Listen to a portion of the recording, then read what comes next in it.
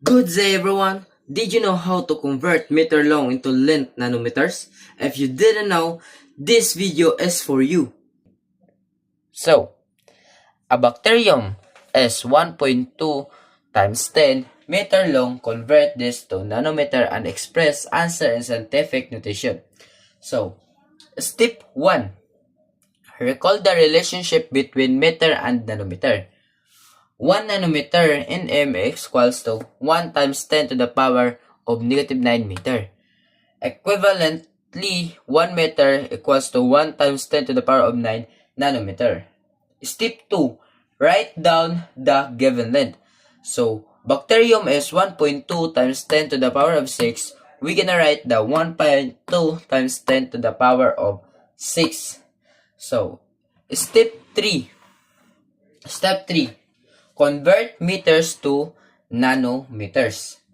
So, multiply by the conversion factor 1.2 times 10 to the power of negative 6 m times 1 times 10 to the power of 9 nm equals over 1 m.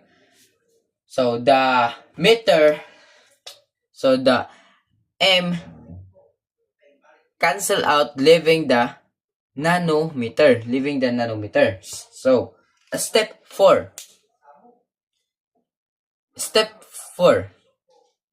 1.2 times 10 to the power of 6 times 10 to the power of 9 is equals to 1.2 times 10 to the power of negative 6 plus 9. So, in this step, I'm gonna apply the rule of exponent.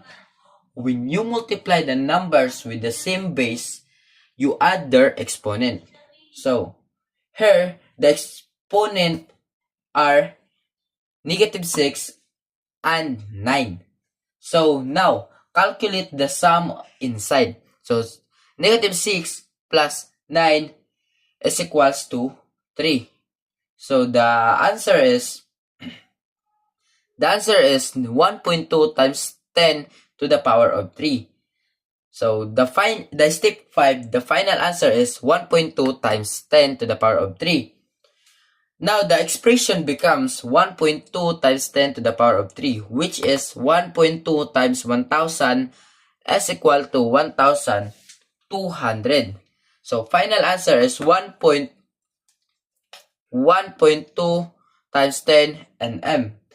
This means the bacterium is 1,200 nanometers long. Expression in scientific